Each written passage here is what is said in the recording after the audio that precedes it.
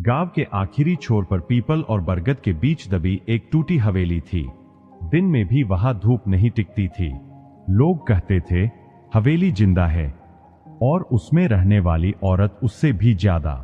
उस औरत का नाम कोई नहीं लेता था। सब उसे सिर्फ गंजी चुड़ैल कहते थे। उसका सिर बिल्कुल चमकता हुआ, जैसे कभी बाल उगे ही न हों। आंखें काली, गहरी और ऐसी कि सामने वाला अपनी परछाई खो दे। रात के अंधेरे में जब वह बाहर निकलती तो कुत्ते चुप हो जाते और बच्चों की सांस रुक जाती।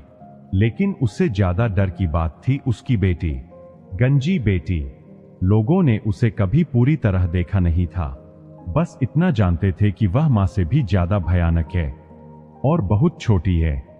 पिछले 15 सालों में गांव से 11 बच्चे गायब हो चुके थे। हर बार वही उम्र, 8 से 10 साल। हर बार वही रात, अमावस। हर बार वही निशान, हवेली की ओर जाते छोटे छोटे पैरों के निशान। गांव के लोग डरते थे मगर बोलते नहीं थे, क्योंकि जो भी हवेली के खिलाफ गया वह वापस नहीं आया। एक रात बरसात के बीच रमेश का बेटा कुन्नू सो रहा था। आधी रात खिड़की के बाहर से आवाज आई, कुन्नू।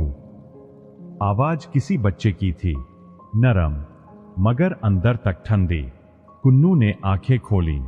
खिड़की के बाहर एक छोटी सी लड़की खड़ी थी। उसका सिर पूरा गंजा था। आंखें बिना पलक झपकाए उसे देख रही थीं। मेरे साथ खेलने चलो। कुन्नू बिस्तर से उठा। सुबह जब रमेश की आंख खुली, कुन्नू गायब था और खिड़की के नीचे गीली मिट्टी में नन्हे पैरों के निशान हवेली की ओर जाते हुए। गांव में हड़कंप मच गया। इस बार रमेश चुप नहीं बैठा। उसने कसम खाई, या तो बेटा मिलेगा या सच सामने आएगा। हवेली के अंदर कदम रखते ही बदबू ने उसका दम घोंट दिया। दीवारों पर उखड़ा हुआ मांस जैसे सांस ले रहा हो। छत से टपकती लालसी बूंदें और हर कोने से आती फुसफुसाहटें, लौट जा, लौट जा। लेकिन रमेश आगे बढ़ता रहा। अंदर एक बड़ा कमरा था। बीच में बैठी थी गंजी चुड़ैल। उसकी गोद में एक छोटी लड़की थी। गंजी बेटी, मेरा बेटा कहाँ है? रमेश चिल्लाया। चुड़ैल हंसी। उसकी हंसी में कई और आवाजें घुली हुई थीं, जैसे कई औरतें एक साथ हंस रही हों। जो मेरे पास आता है वो मेरा हो जाता है। गंजी बेटी ने सिर उठाया। उसकी खोपड़ी पर जगह टांकों के निशान थे। उसने धीरे से कहा, मां, मुझे भूख लगी है। चुड़ैल ने दीवार की ओर इशारा किया। दीवार खुली। अंदर बच्चों की हड्डियां, सूखे हुए चेहरे और उनमें कुन्नू जिंदा, लेकिन उसकी आंखें खाली थीं। रमेश टूट गया। तुम राक्षस हो। चुड़ैल की आंखें लाल हो गईं। मैं मां हूं। उसने सच बताया। बरसों पहले गांव वालों ने उसे डायन कहकर जिंदा जला दिया था। वह गर्भवती थी। जलते हुए उसने बद्दुआ दी, मेरी बेटी इस आग से जन्म लेगी और तुम सबकी औलादें मेरी आग बुझाएंगी।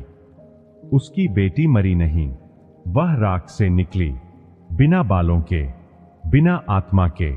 उसे जिंदा रखने के लिए मुझे बच्चों की जरूरत होती है। चुड़ैल बोली। रमेश ने छुपाकर लाया हुआ तेल निकाला। आज सब खत्म होगा। उसने आग लगाई। हवेली चीख उठी। गंजी बेटी जोर से रोई, मां। चुड़ैल ने उसे सीने से लगाया। डरो मत, हम फिर लौटेंगे। सुबह गांव वालों ने देखा, हवेली जलकर राख हो चुकी थी। रमेश भी नहीं मिला। गांव वालों ने राहत की सांस ली। 15 साल बाद नया स्कूल बना, नए बच्चे। पहले दिन एक छोटी लड़की दाखिले आई।